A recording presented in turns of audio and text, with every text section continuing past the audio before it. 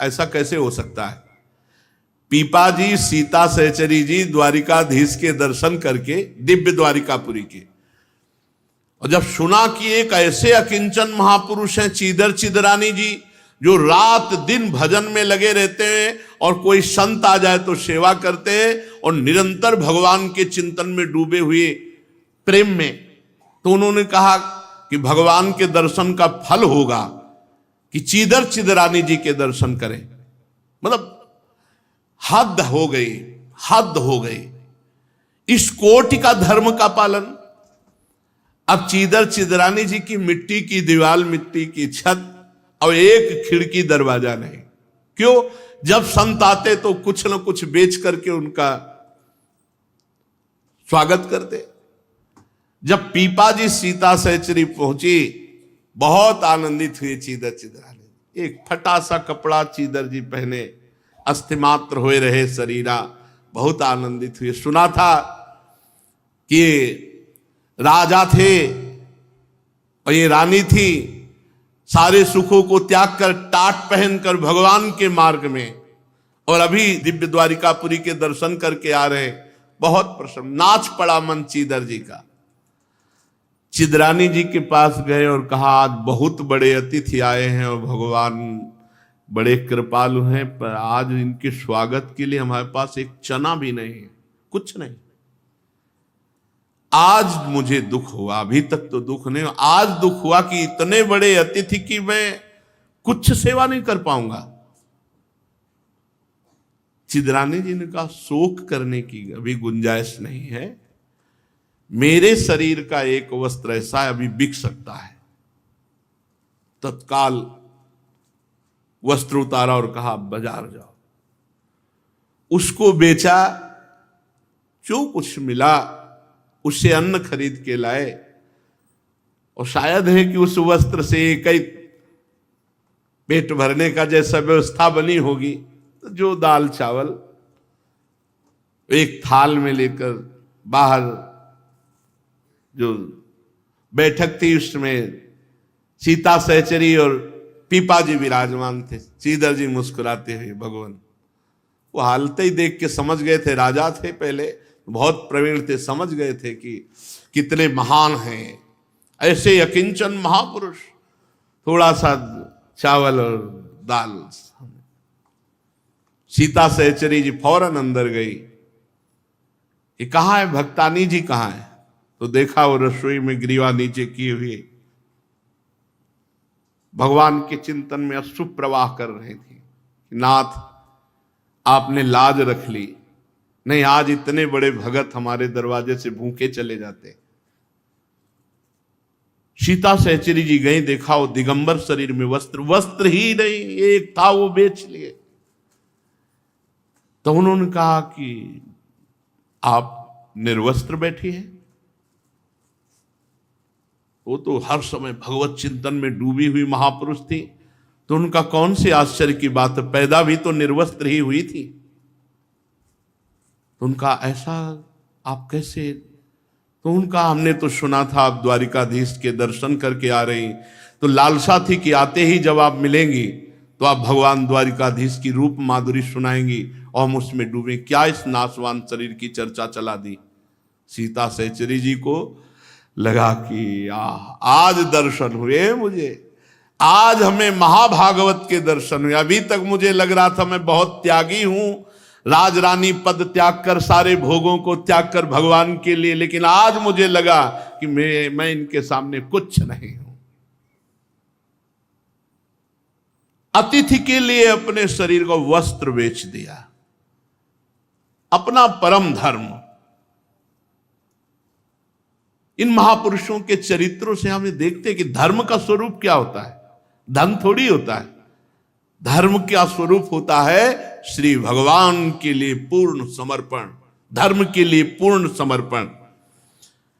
धर्मात्मा पुरुष निर्धन होने पर भी महान होता है, निर्धन होने पर भी वो धर्म के लिए शरीर निर्वाह का ही केवल लक्ष्य नहीं रखता, अगर प्राण की भी बाजी लगा दे तो धर्म के लिए समर्पित हो जाता है।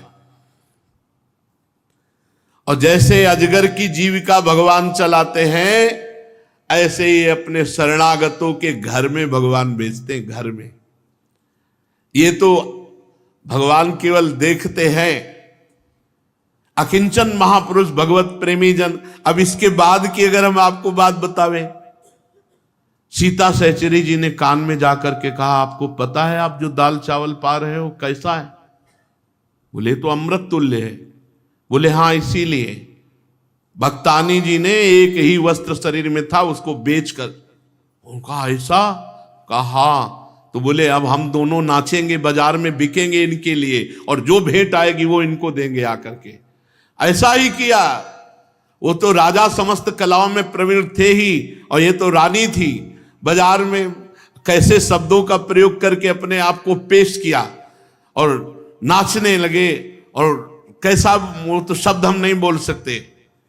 कुछ लोग जो भक्त थे वो उन्होंने कहा, अरे ये तो पीपाजी महाराज है, ये तो सीता से लोगों से कहा, रहे बावरे मत बनो, ये कोई नाचने गाने वाले नहीं, ये तो अपनी राज पदवी को त्याग कर भगवान के महान भागवत हैं। तब उनसे पूछा कि महाराज आप ऐसा क्यों कर रहे हैं? तब उन्होंने कहा, चिदरानी जी ने हमारे लिए वस्त्र भेज दिया, तो उनके लिए मैं बाजार में नाच करके अगर वस्तु इकट्ठा करूं तो कौन सी बात। गाड़ी भर गई सामग्री की। अब इधर देखिए, जब उनके पास गाड़ी लेके जाते हैं तो उन्होंने हाथ जोड़ दिया, एक भी वस्तु स्वीकार नहीं की।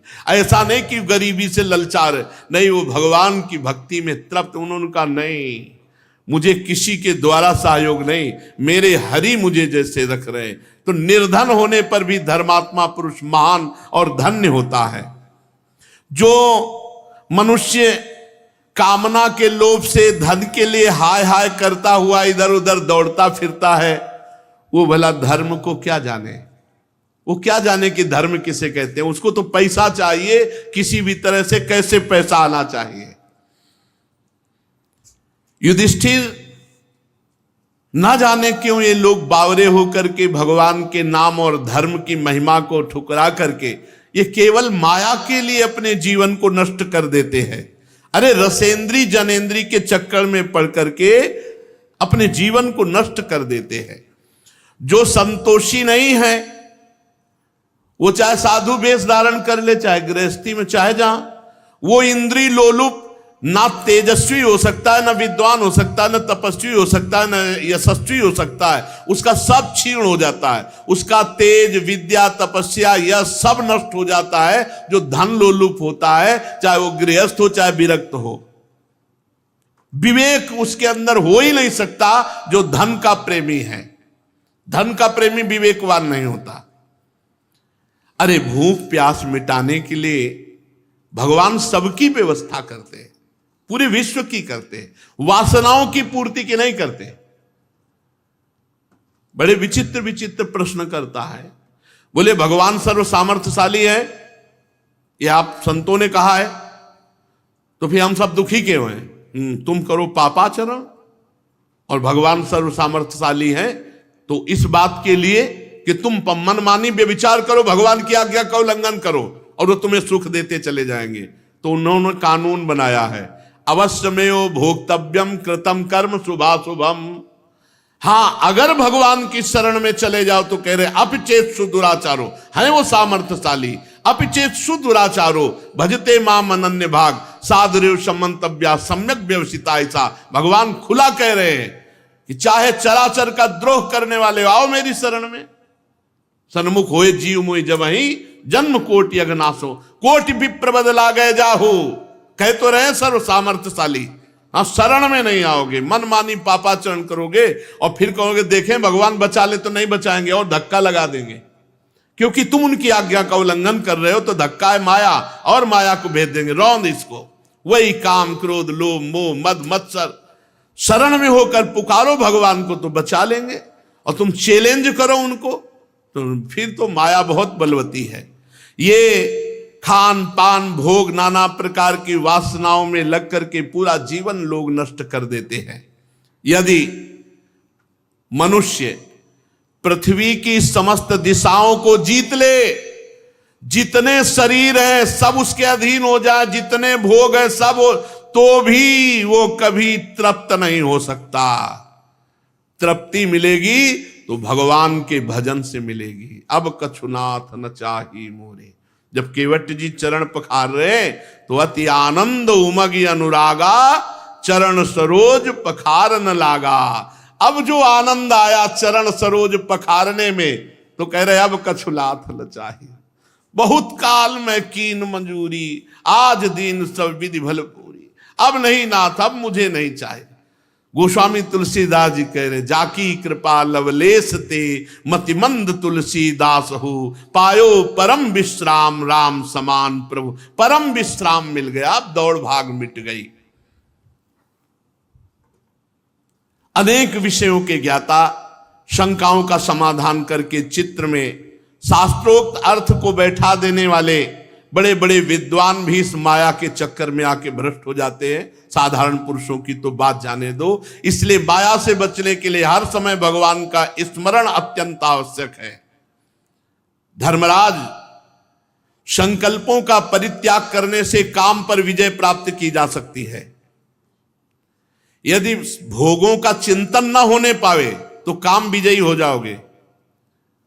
काम की उत्पत्ति कहां से होती? ध्याये तो विषयान पुंसान, संगास्ते सूप जायते, संगात संजायते काम, कामात क्रोधो भी जायते। जब हम किसी विषय का ध्यान करते हैं, आप ध्यान करना, किसी विषय का संकल्प ना बनाओ। मान लो आपको भोजन का संकल्प ना बना हो और आपको भोजन पवा दिया जाए, अच्छा हो बुरा आप आराम से पालेंगे, वो आपका बंधन कारक नहीं होगा। पर जब पहले चिंतन किया, हरी चटनी, मीठी चटनी, समोसा, ये वो, और फिर वो भोग किए, तो फिर वो आसक्ति आपको बार बार जीवन में चोट पहुंचाती रहेगी और वो बांध लेगी आपको। तो जो हम भोगों का संकल्प बनाते हैं, भोगों का चिंतन करते हैं, ये ना होने पावे, इसीलिए अनन्यस चिंतयन्तो माम, अनन्य चिंतन करने की आवश्यकता, अखंड भजन करने की आवश्यकता है।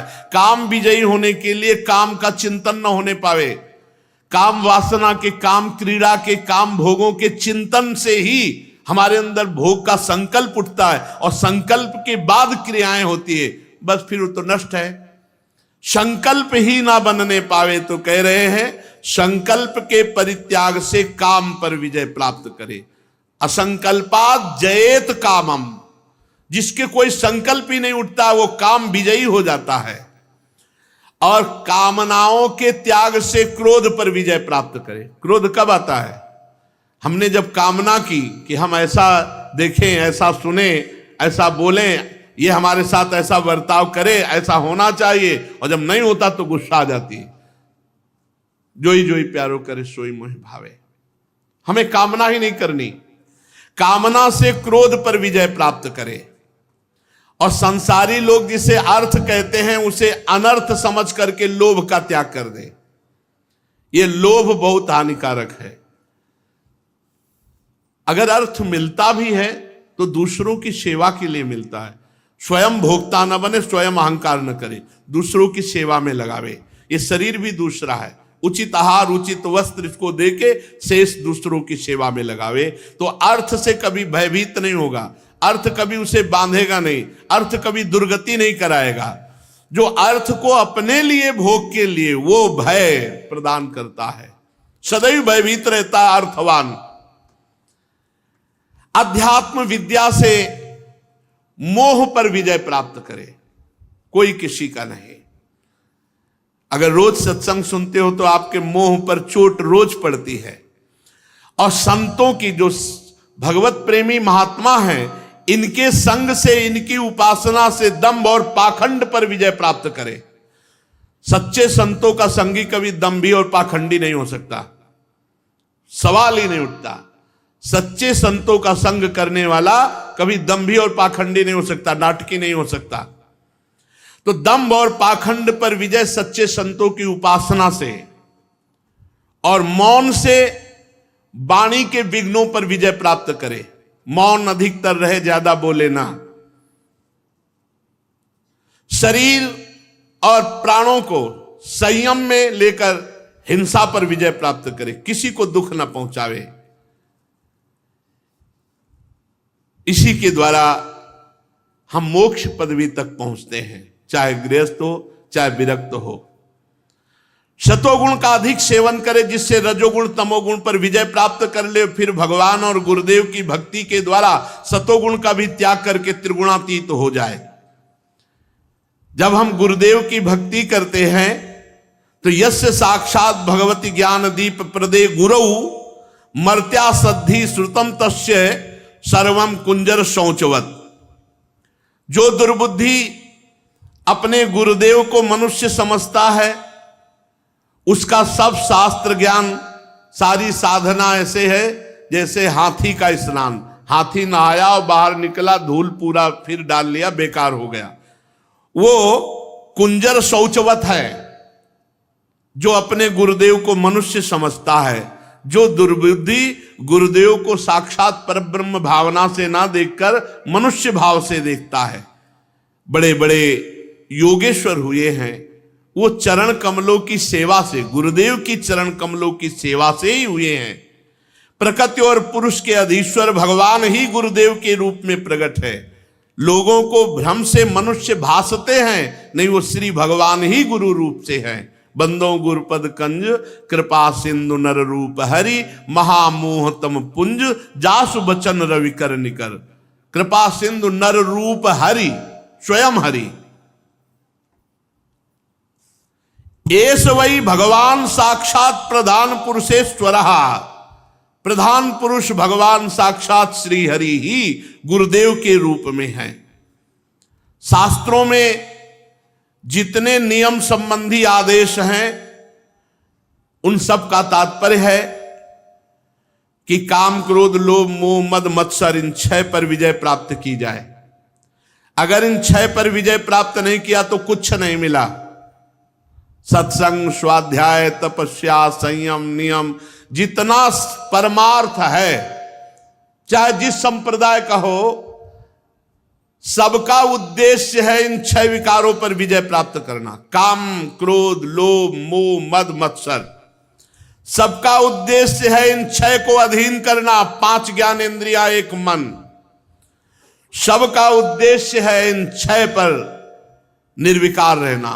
भूख प्यास शोक मोह जरा मृत्यु, इन पर निर्विकार रहना।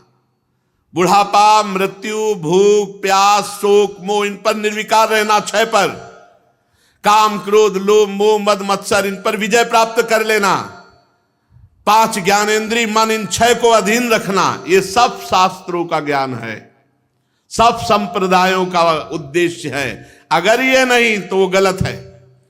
काम क्रोध लोभ मोह मद मत्सर विजयी, हर्ष शोक भूख प्यास जरा मृत्यु विजयी, 5 ज्ञानेंद्रिया 1 मन विजयी।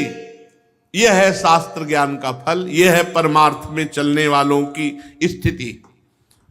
ऐसा यदि नहीं तो सब शास्त्र ज्ञान सब साधना बेकार चली गई।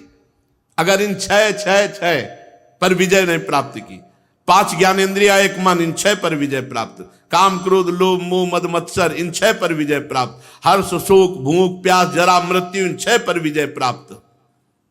तो समझना चाहिए पूरा जीवन केवल श्रम ही श्रम हुआ, कुछ हाथ नहीं लगा। जैसे खेती करने वाले को अन्न मिले तो उसकी मेहनत सफल हुई, ऐसे ही साधना करने वाला काम विजयी हो, क्रोध विजयी, इन 6 विकारों पर विजय प्राप्त करे तो उसकी साधना सफल हुई। पुरुष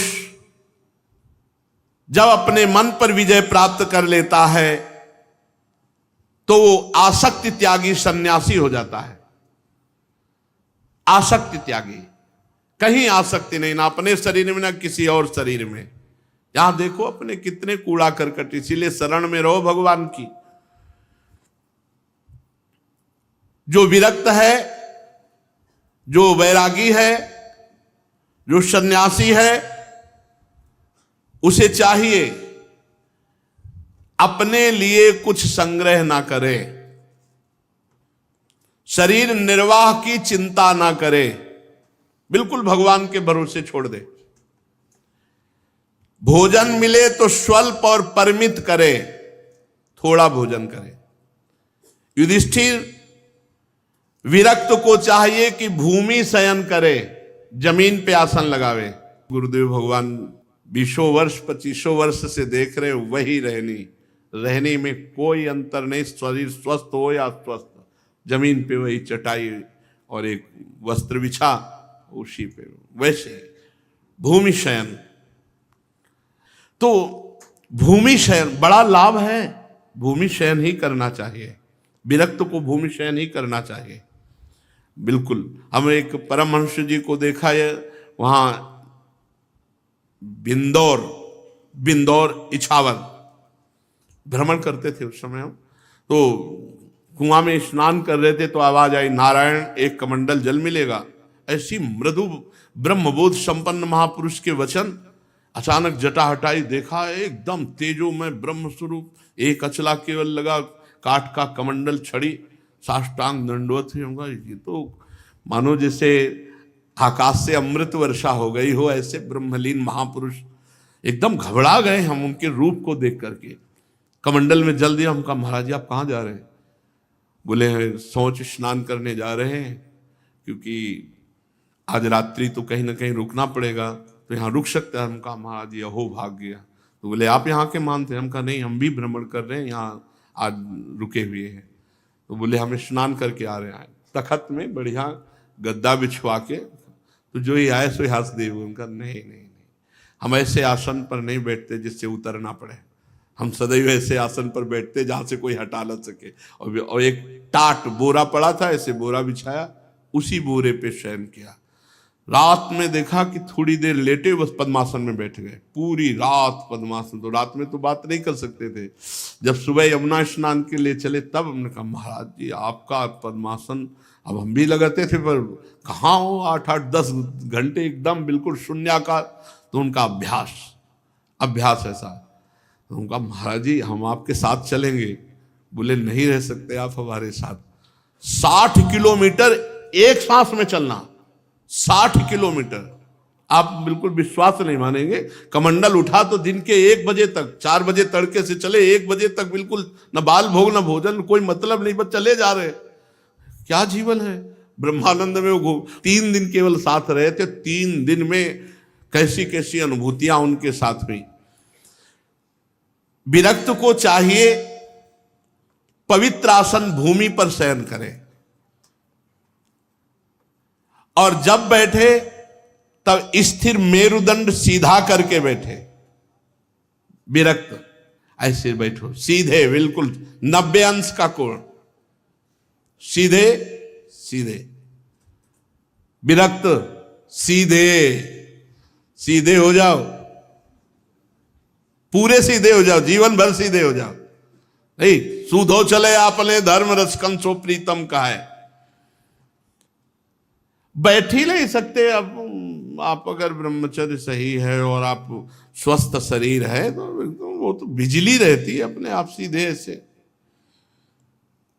सुखासन पर बैठे और सदैव मंत्राकार वृत्ति रखे।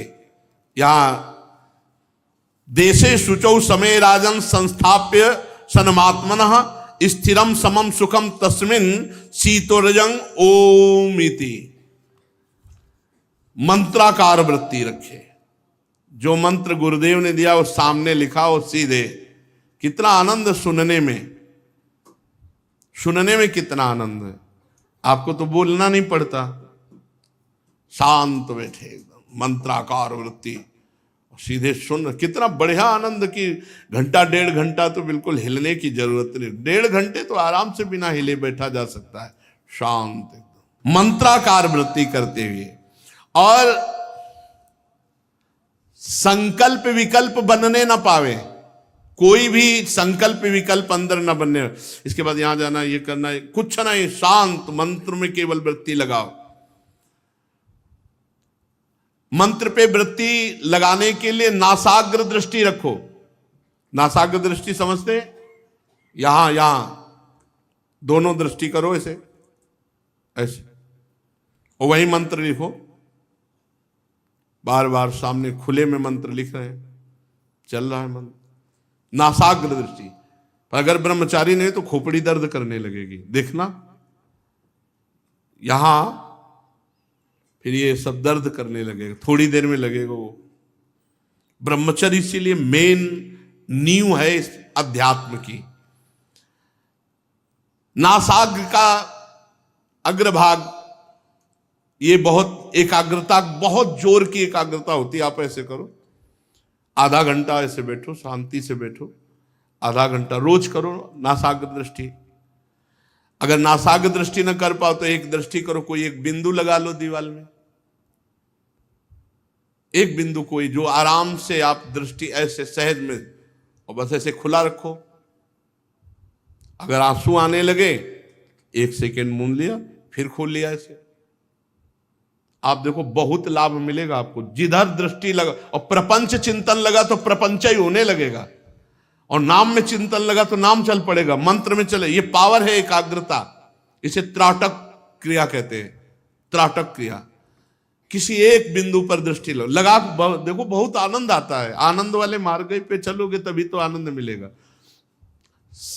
अगर आप पद्मासन, सिद्धासन इन पे नहीं बैठ सकते तो सुखासन में बैठो। इस पे नहीं बैठ सकते हो, ये दीवाल में लग करके बैठना, बड़ा बूढ़ा रोगी भोगी उनकी तो चलेगी, योग